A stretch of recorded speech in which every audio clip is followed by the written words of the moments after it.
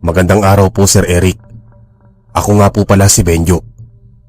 At ito po ang kwento na ako mismo ang nakaranas. Sana ay kapulutan ito ng aral ng mga taong mahilig magpunta sa iba't ibang lugar. Dahil minsan ang pagpasyal ay hindi laging masaya. May mga lugar na hindi mo nananaisin pa napuntahan. Katulad ng pagsisisi ko na nagtungo ako sa isang liblib na probinsya. Kaya tapusin niyo ang pakikinig sa aking kwento. Upang makakuha kayo ng ideya kung ano ang dapat ninyong gawin kapag napunta kayo sa ganitong sitwasyon. At sisimulan ko na nga ang pagsasalaysay ng aking sariling karanasan. Nagsimula ito noong magkayayaan kaming magkakaibigan na pumunta sa isang malayo at liblib na probinsya. Hindi na kasi bago sa amin ang pamamasyal sa iba't ibang lugar gamit lamang ang aming mga motorsiklo.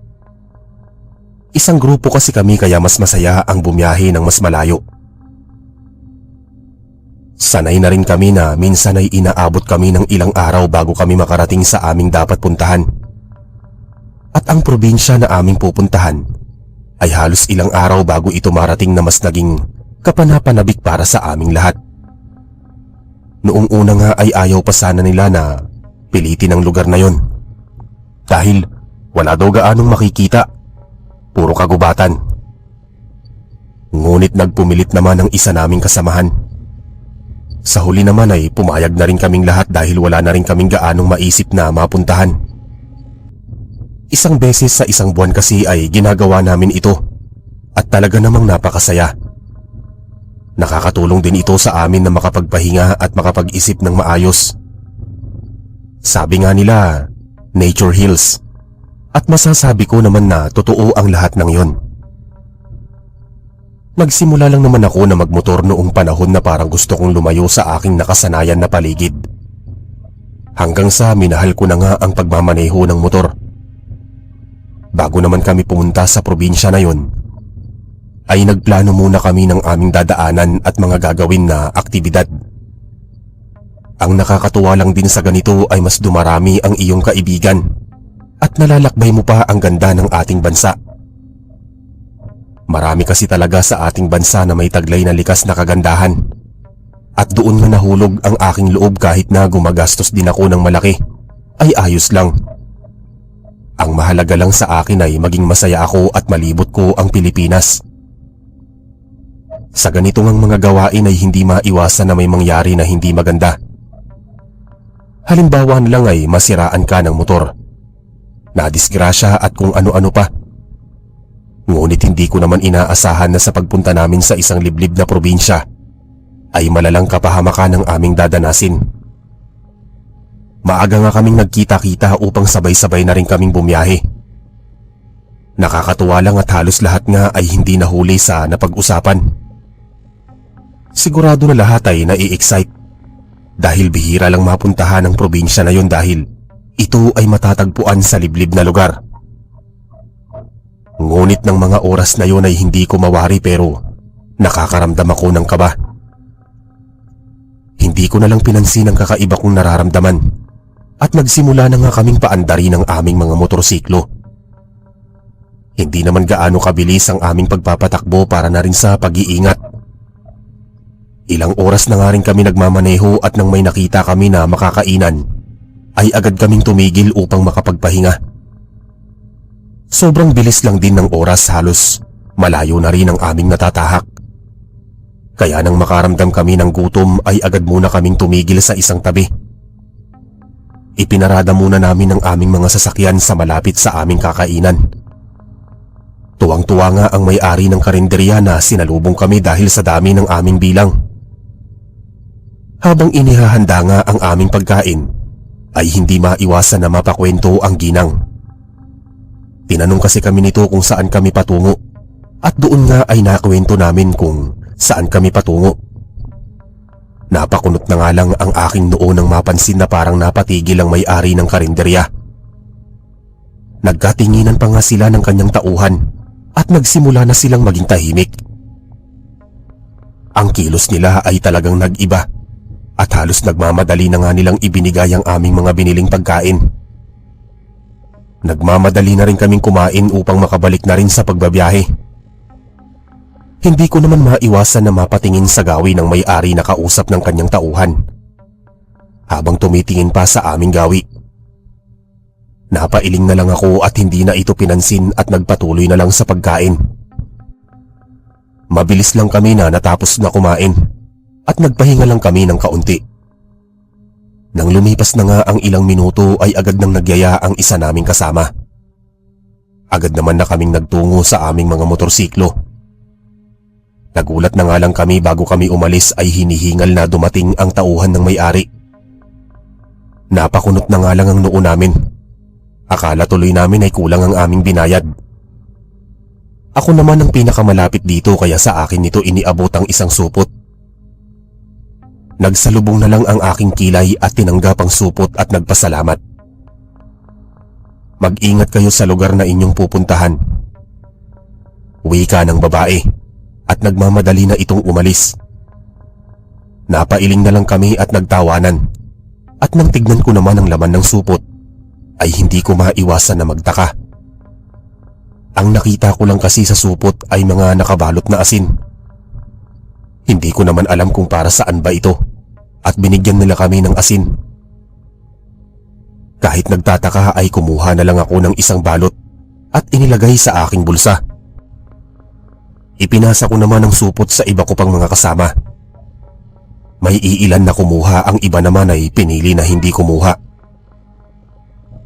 Marami pang ang natirang asin sa supot kaya inilagay ko na lang sa aking motor. Naisip ko na lang na baka maaari namin itong magamit.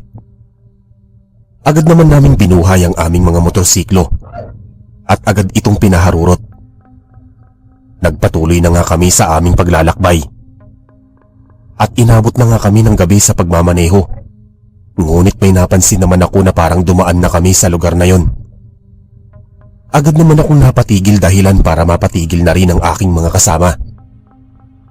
Sinabi ko naman sa kanila na parang maliligaw na kami at pabalik-balik na lang sa aming dinadaanan. Napakunot na lang ang noo nila at tumingin na rin sa paligid. Napatigil naman kaming lahat at napatingin ng palatandaan. Ngunit tila wala naman kaming nakita na kahit na ano kundi mga puno. Napailing na nga lang ang aking mga kasama at sinabi na baka kung ano-ano lang ang aking naiisip. Para naman daw mapanatag kami, ay binaliktad na lang naming lahat ang mga suot namin na damit at nagpatuloy na nga kami sa pagmamaneho. At napansin ko nga na parang nagbago na ang paligid, kaya napanatag na lang ako na baka tama naman ang aming tinatahak na lugar. Nang may makita naman kaming maliit na tutuluyan ay hindi na kami nagdalawang isip pa na magpahinga muna. Sobra na rin naman kaming napagod sa layo ng aming namaneho. Sobrang lalim na rin ng gabi at kailangan din namin na magpahinga. Sobrang sakit na nga rin ng aking likod at kailangan ko nang humiga. Malayo-layo pa rin kasi ang aming pupuntahan. Nagdadalawang isip na nga kung tutuloy pa ba kami dahil sobrang paliblib na ng paliblib ang paligid. At kung may mangyari man na masama ay mahihirapan na kaming humingi ng tulong. Nang makapagpahinga na nga ako sa kwarto ay hindi ko maiwasan na mapaisip. Inilabas ko na lang ang asin na nasa aking bulsa. Hindi ko malaman pero malakas talaga ang aking kutob na may hindi magandang mangyari. Napailing na nga lang ako at ibinalik na lang ang asin sa aking bulsa. Ilang sandali nga rin ay tuluyan na akong dinalaw ng antok. Kinabukasan naman ay nagising ako ng maaga dahil sa isang masamang panaginip. Nanaginip kasi ako na maraming namatay sa aking mga kasama at parang totoong-totoo ito na nangyari. Hindi ko tuloy maiwasan na makaramdam ng kaba para sa kaligtasan naming magkakasama. Nag-aayos na nga lang din ako ng sarili dahil handa na rin ang lahat na magsimula na ulit na magbiyahe. Hindi naman mawala sa aking isipan ang mga nangyari sa aking panaginip, kaya naging tahimik na lang ako. Ang mga tao naman sa aming tinuluyan ay tila ayaw na kaming paalisin. May isa pa nga na nagsabi na wag na nga lang kaming tumuloy dahil sobrang liblib na ng lugar na aming pupuntahan. Sa sobrang tigas nga ng ulo ng aking mga kasama, ay hindi nila pinakinggan ang sinasabi ng ibang tao. Ang naiisip lang nila ay ayaw nilang masayang ang kanilang oras nang hindi napupuntahan ang destinasyon na aming napili. Napailing na lang ako at walang nagawa kundi ang sumama na lang sa kanila. Ayaw ko naman kasi na bigla na lang humiwalay pa sa grupo dahil gusto ko rin na masiguro na makakarating kaming lahat ng ligtas. Bumili na nga rin kami sa daan ng aming pagkain kaya nagdiretso na kami sa pagmamaneho. Ilang araw din ang nakalipas at matagumpay na nga kaming nakarating sa aming pupuntahan at sobrang liblib na nga ng lugar na ito. Ito na nga ata ang pinakadulong bahagi, ngunit hindi ko inaasahan na may makikita kami na kabahayan sa lugar na ito. Nang makarating nga kami sa isang baryo, ay sinalubong kami ng isang masasamang tingin ng mga naninirahan doon.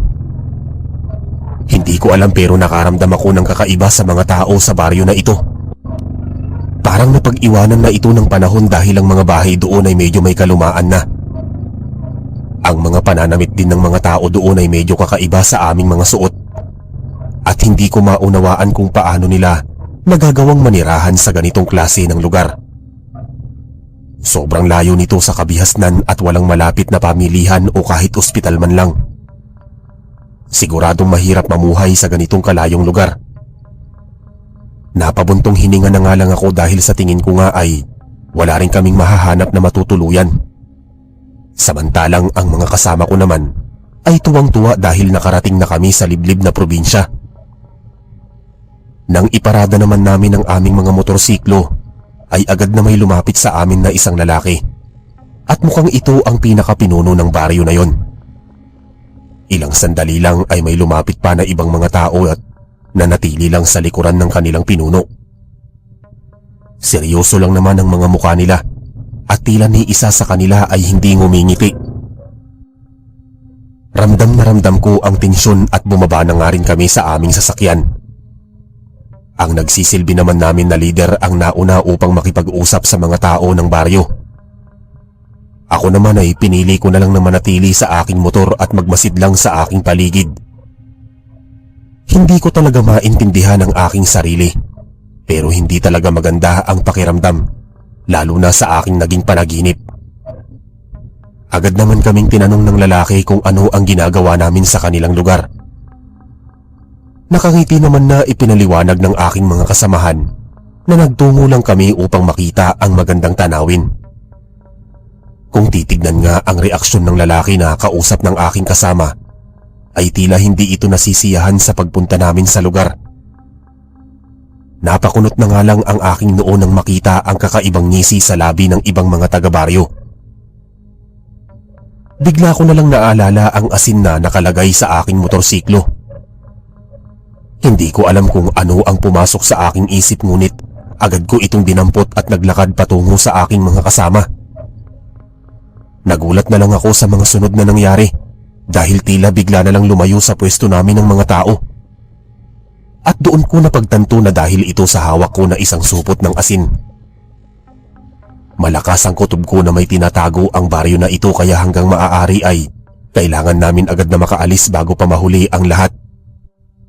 Agad naman akong bumulong sa aming leader upang sabihin na bumalik na lang kami dahil mukhang hindi bukas ang mga tao dito na tumanggap ng bisita. Napasimangot na lang ang aming leader at hindi pinakinggan ang aking sinabi. Nagpatuloy lang ito sa pagpapakilala sa mga tao sa baryo. Nang lumingon nga ako sa mga ito ay masama lang ang kanilang mga tingin. Napailing na lang ako at bumalik na lang sa aking pwesto dahil hindi ko naman magawang makumbinsi ang aking mga kasama. Ibinalik ko na lang ang asin sa aking motorsiklo at naghintay na lang din na matapos ang usapan ng dalawang panig. Samantalang ang iba ko namang kasamahan ay walang ginawa kundi ang tumingin-tingin sa paligid na tila namamangha sa ganda ng lugar. Hindi ko naman maitatanggi na talagang maganda ang lugar at sobrang daming puno at mga bulaklak sa paligid. Ngunit hindi ko magawa na makaramdam ng saya dahil hindi mawala sa aking isipan ang aking masamang panaginip. Gustuhin ko man sana nakalimutan ang masamang panaginip na yon ay hindi ko magawa. Ang paligid kasi na ito ay nakita ko na rin sa aking panaginip na para tuloy nangyari ang lahat ng aking nasa panaginip. Matagal din na nag-usap ang dalawang panig. At halos hindi ko nga nakitang ngumiti kahit isang beses ang mga tao dito. Ilang sandali nga lang din natapos na ang kanilang pag-uusap. Tuwang-tuwa naman na lumapit sa amin ang aming mga lider. At base lang sa reaksyon nito ay hindi ako matutuwa sa kanyang ibabalita. Ayon nga sa kanya ay nahirapan siya na kausapin ng lalaki. Ngunit sa huli ay napilit niya itong mapapayag na manatili kami sa lugar ng kahit 2 araw lamang. Napabuntong hininga na lang ako at hindi naging masaya. Mas lalo kasi akong nakaramdam ng takot at kaba. Ang nakapagtataka pa ay inalok din nila sa amin ang kanilang mga bahay upang aming tulugan. Hindi ko naman nais na manatili pa sa lugar na yon ng mas matagal. Kaya nagdesisyon na lang ako na mauuna nang bumalik. Makikisama muna ako sa kanila ngayong umaga at kapag pumatak na ang gabi ay sisiguraduhin ko na mauuna na akong umalis. Buo na talaga ang desisyon ko na umalis na sa lalong madaling panahon at umaasa ako na may ilan din sana sa mga kasamahan namin ang nakakaramdam din ng kaba sa pananatili sa lugar. Ngunit nang mapatingin ako sa aking mga kasama ay tila kasiyahan lang ang nasa kanilang mga isip. Mag-isa man akong babalik ay hindi ko ito pagsisisihan dahil mas hindi ko kayang matagal sa lugar na yon. Muli na naman akong napatingin sa mga tao. At bago nga sila bumalik sa kanilang mga ginagawa, ay muli ko na namang nakita ang nakakalokong ngiti sa kanilang mga labi. Tila ba may pinaplano silang masama? Noong mga oras na yon ay hindi na talaga ako mapakali at sinimulan ko na rin kausapin ang iba kong mga kasama. Ngunit lahat nga sila ay hindi naniniwala sa aking sinabi at baka pagod lamang daw ako kung kaya ano-ano na lang ang aking sinasabi. Pansamantala muna namin na iniwan ang aming mga motorsiklo sa baryo na yon at nagtungo naman kami sa itinuro ng mga tao sa baryo na dagat. Nang makarating naman kami doon ay hindi namin maiwasan na mamangha sa ganda nga ng kapaligiran at linis ng tubig dagat. Ngunit hindi ko nga magawang sumaya. Naupo lang naman ako sa isang bato habang ang mga kasama ko naman ay nag-unahan ng tumalon sa dagat. Hanggang sa lumipas na nga ang oras at patuloy na rin sila sa kasiyahan. Tila nga ayaw na nilang umahon sa tubig. Hindi naman ako mapakali dahil unti-unti na talagang dumidilim ang paligid. Hindi na nga ako nakatiis pa at lumapit na sa kanila at sinabi na hindi na ako magtatagal sa lugar na yon. Noong una nga ay tila walang nakarinig ng aking sinabi. Nakaramdam naman ako ng inis at nilakasan ko ang aking pagsasalita. Napatigil naman silang lahat at napalingon sa akin. Mukhang hindi makapaniwala sa aking mga sinabi na mauuna na akong umalis. Isa-isa nga silang umahon sa tubig at tinitigan ako na parang hindi makapaniwala. Napabuntong hininga na lang ako at pinanindigan ang aking sinabi. Desidido na talaga akong umalis at kahit anong sabihin nila ay wala nang makakapagpabago pa ng aking desisyon. Inis na inis naman ang ilan sa aking mga kasama dahil hindi nga raw ako marunong makisama. Hindi ko naman pinansin ang kanilang mga sinabi dahil ang nais ko lang ay makabalik ng ligtas. Dahil nga nainis sa akin ang aking mga kasama ay nagdesisyon na sila na bumalik sa baryo na kung saan namin iniwan ang aming mga motorsiklo. Nasa dulo nga ako at halos ayaw na nga nila akong kausapin. Naiintindihan ko naman kung bakit ganito ang kanilang naging reaksyon. Hindi ko rin naman sila masisisi kung magagalit sila sa akin dahil sa biglaan kong pagdidesisyon. Nang makarating naman kami sa baryo ay nagtaka naman kami dahil ang lahat ng tao ay nasa labas pa rin at tila naghahanda ng mga pagkain. Napakunot na nga lang ang aking noo nang makita na tila naghanda ang mga ito ng malaking salo-salo. At kumpara kanina ay mas naging palakaibigan na ang mga ito at madalas na nga ngumingiti. Mas lalo naman akong nagduda sa mga kinikilos ng mga tao sa baryo. Samantalang ang mga kasama ko naman ay nagmamadaling lumapit sa inihandang pagkain ng mga taga-baryo. Nang mapadaan naman ako sa aming mga motorsiklo ay parang napansin ko na parang flat ang ibang gulong ng aking mga kasama. Agad naman akong lumapit sa aking motorsiklo at napansin na ito lamang ang maayos. Nang mapansin ko naman ito ay agad kong hinila papalapit sa akin ng isa kong kaibigan na si Paeng. Nagulat pa nga ito sa aking ginawa at sinabihan ko naman ito na wag mag-ingay. Agad ko naman itinuro sa kanya ang aking nakita at nagulat nga ito nang makitang butas ang kanilang mga gulong. Nagkatinginan na lang kami at hindi kami nagpahalata sa aming nalaman. Nagtataka naman kami kung bakit tanging ang motorsiklo ko lang ang hindi nila binutas. Bigla naman akong napatingin sa supot ng asin na nasa aking motorsiklo. Napakunot ang noo ko at naisip ko na baka ito ang dahilan kung bakit hindi nila ginalaw ang aking motorsiklo. Kanina lang din ay napansin ko na tila lumayo sila sa akin noong bitbit ko ang supot ng asin. Hindi ko alam kung ano ang dahilan. Bakit tila takot sila sa asin? Ngunit ang nasa isip ko lang ng mga oras na yon ay hindi na kami ligtas pa na manatili doon. At kailangan namin na makatakas doon sa lalong madaling panahon. Ngunit sa dami ng aming bilang ay hindi naman lahat magagawa na makatakas ng sabay-sabay. Kailangan naman na humingi ng tulong sa ibang tao. Sinabihan ko na rin si Paeng na kailangan namin na tumakas upang humingi ng tulong sa lalong madaling panahon. Hindi na nga ito kumontra pa at naghanda na nga sana na sumakay sa aking motorsiklo. Ngunit may dumating na isang lalaki at pinatawag kami para sumali sa pagkain na kanilang inihanda. Wala naman kaming nagawa ni Paeng kundi ang sumama na lang muna sa mga ito. Kailangan din namin na balaan ang aming mga kasama upang manatili silang alerto sa kanilang paligid. Ngayon ay may ebidensya na kami na mayroon talagang kakaiba sa baryo na ito. At alam na rin ito ni Paeng. Sigurado ako na hindi na kami mahihirapan kumbinsihin ang aming mga kasama. At nang makarating na kami sa inihanda nilang salo-salo, ay agad kaming tumabi ni Paeng sa leader ng aming grupo. Nagulat pa nga ito dahil halos nagmamadali kami ni Paeng. Napatingin naman ako sa lamesa at may nakita ako na tinidor ay mabilis ko itong dinampot.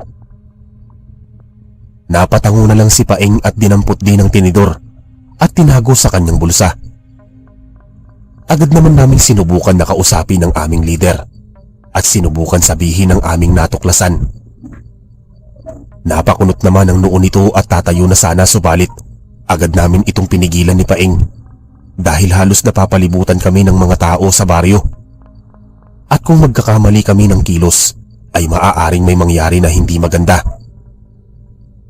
Pinilit ko naman na pakalmahin ang aming leader upang makapag-isip kami ng magandang plano.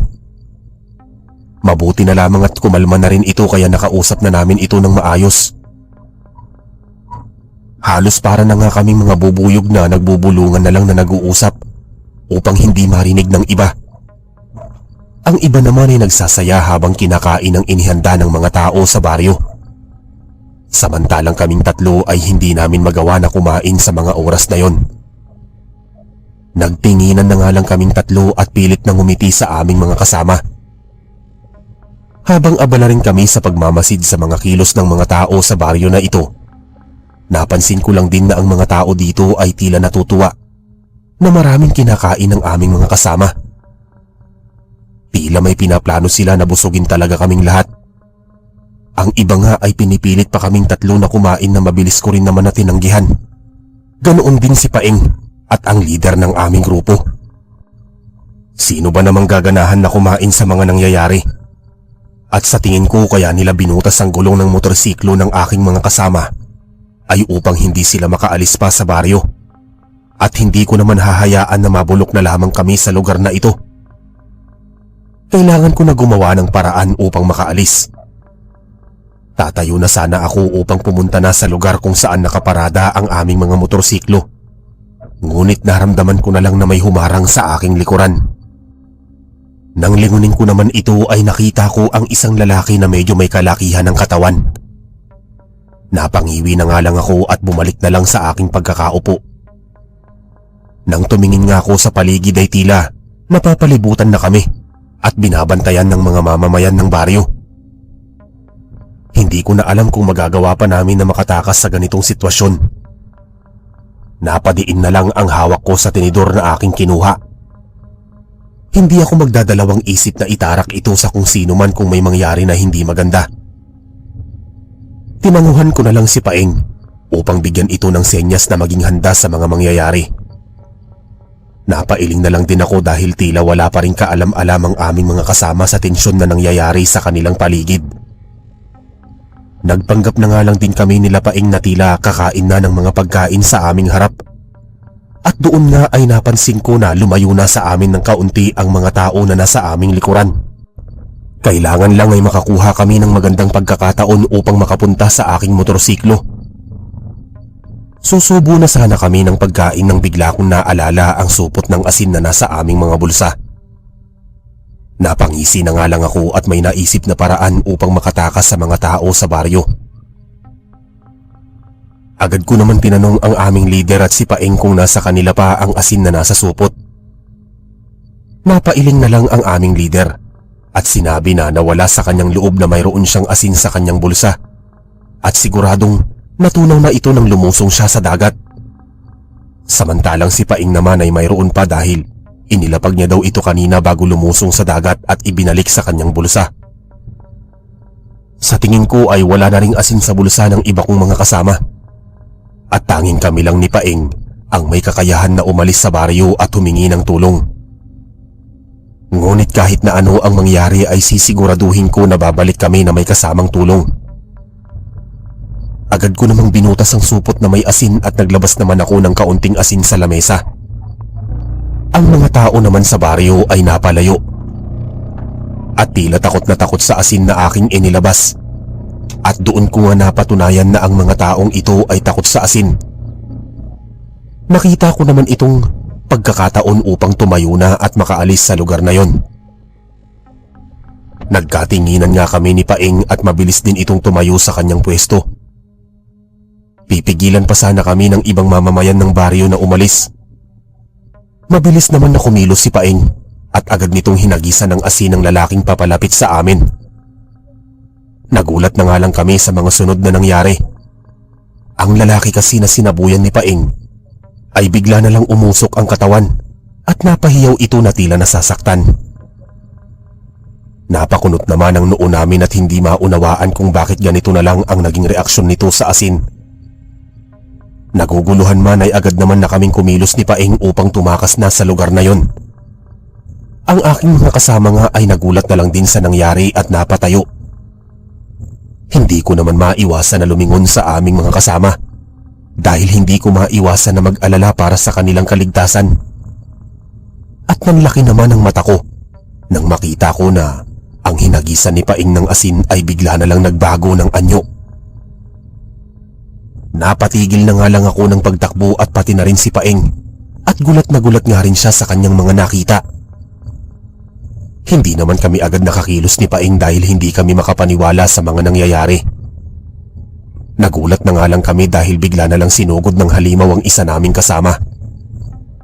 Lalapitan ko nga sana ang mga ito upang tumulong, ngunit pinigilan ako ni Paeng at umiling. Wala naman akong nagawa kundi ang panoorin na lang ang mga nangyari. Nagsimula naman na magtakbuhan ng iba naming kasama palayo sa mga ito. Ngunit ang iba pang mga tao sa baryo ay nagsimula na rin na magbago ng kanilang anyo. Hindi ako makapaniwala sa aking mga nasaksihan at doon nga ay nasaksihan namin na unti-unting salakayin ng mga halimaw na yon ang aming mga kasamahan. Kitang-kita ko nga kung paano mapunit ang laman ng mga taong nakakagat ng mga ito. Ang mga kukurin ng mga ito ay kayang-kaya na butasin ang tiyan ng aking mga kasama, dahilan upang malaglag sa lupa ang kanilang mga lamang loob. May iilan na nga kaming kasama na bumagsak na ang katawan sa lupa dahil wala ng buhay. Aswang ang mga tao sa baryo na to. Natatarantang saad naman ni Paeng. Nagmamadali naman na kaming tumakbo kung nasaan ang aking motorsiklo. Ngunit bigla na lang may humarang sa amin na isang nilalang na tinawag ni Paeng na aswang. Napatigil naman kami ni Paeng at hindi namin alam ang gagawin. Agad ko namang kinuha ang tinidor na nasa aking bulsa. Bigla ko namang naalala na tila nasasaktan ng mga ito sa tuwing madadampian ng asin sa kanilang katawan. Kahit na nakakaramdam ako ng takot ay hindi ako nagdalawang isip na harapin ito. Kailangan na namin makalayo sa lugar na ito at makahingi ng tulong. Hindi na rin kasi maganda ang kalagayan ng aking mga kasama at hindi ko alam kung may aabutan pa ba kaming buhay. Ngunit hindi ako pwedeng sumuko na lang na mabuhay. Agad ko namang inihagis kay Paeng ang susi ng aking motor upang ito ay kanya ng paandarin. Samantalang ako naman ay matapang na humarap sa aswang na nasa aking harapan. Umangil lang ito ng sobrang lakas na halos nagpangatog ng aking mga tuhod. Nang akmang susugod na ang aswang sa aking pwesto, ay agad naman akong dumakot ng asin sa aking bulsa at agad na isinaboy sa mukha nito. Agad naman napalayo ang aswang at ininda ang sakit ng pagtama ng asin sa kanyang muka. Hindi pa ako nakontento at agad akong sumugod sa aswang upang itarak sa mata nito ang hawak ko na tinidor. Nanginginig pa nga ang kamay ko na lumayo sa aswang at nagmamadali na tumakbo palayo. Hindi ako makapaniwala na nangyayari ang lahat ng ito. At nang muli akong lumingon ay nakita ko ang aking mga kasama na hirap na nakikipaglaban sa mga aswang kahit na wala silang kalaban-laban sa mga ito. Mabilis naman akong tumakbo at nakita ko ngang nakasakay na si Paeng sa motorsiklo. Agad naman akong umangkas dito at agad na rin niyang pinaandar ang aking motorsiklo. Nakahinga naman ako ng maluwag dahil akala ko ay nakatakas na kami sa mga aswang, ngunit nang muli akong lumingon ay nakita ko na lang na may humahabol pala sa amin na isang aswang. At ito nga ang aswang na sinaksak ko ng tinidor sa mata. Halata nga dito na galit ito kaya agad kong tinapik sa balikat si Paeng upang bilisan pa nito ang pagpapaandar. Sobrang takot na takot nga ako dahil sobrang bilis ng aswang at halos nagkakasabay na sa pagpapatakbo namin ng motor. Pilit nga ako nitong hinahablot kaya umisip ako ng paraan upang hindi na kami nito masundan. Agad kong kinuha ang supot ng asin na nasa harapan lang ni Paeng at agad na nagsaboy ako ng asin sa hangin, dahilan upang tumama ito sa aswang na humahabol sa amin. Nakahinga naman ako ng maluwag dahil tumigil na ito sa paghabol sa amin. Nagawa na nga rin namin na makalayo ni Paeng sa baryo na puro aswang pala ang naninirahan. Dahil nga sa bilis ng pagpapaandar namin ni Paeng ay pasikat pa lang ang araw ay nakarating na kami sa aming tinuluyan na paupahan. Nagulat pa nga ang mga ito nang makita kami na tila hindi makapaniwala na nagawa naming makaligtas sa kamay ng mga aswang. Nagmamadali nga kaming bumaba ni Paeng ng aming motorsiklo upang humingi ng tulong sa mga ito. Ngunit tila nagmamadali rin sila na isinarado ang pinto at mukhang ayaw nila kami na tulungan. Nakailang ulit pa kami ng katok at nagmakaawa sa mga ito, subalit hindi talaga nila kami pinagbuksan ng pinto. Wala naman kaming nagawa ni Paeng kundi ang sumakay na lang ng aming motorsiklo upang maghanap pa ng ibang matutulungan. Sobrang bilis na nga ng aming pagpapatakbo at inabot na nga kami ng gabi sa paghahanap lang ng tulong, hanggang sa makarating na kami sa karinderya na una naming kinainan. Agad naman lumapit sa amin ang may-ari ng karinderya at halata dito ang pag-aalala. Sinabi nga namin ang lahat ng nangyari at humingi kami ng tulong. Napailing na lang ito at napalayo sa amin ni Paeng. Sinabi rin nito sa amin na sa mga oras na yun daw ay wala na daw kaming mababalikan pa dahil siguradong patay na lahat ng aming mga kasama. At kung susubukan nga namin na bumalik ay siguradong matutulad lang daw kami sa sinapit ng aming mga kasama. Napanghinaan na nga kami ng loob ni Paeng dahil walang sino man ang gustong tumulong sa amin. At sa huli nga ay nagdesisyon na lang kami na bumalik sa aming mga bahay at pansamantalang kinalimutan ng aming mga kasamahan na naiwan sa isang liblib na probinsya. Hindi na nga kami nagkaroon pa ng balita tungkol sa mga ito. Kaya sa tingin namin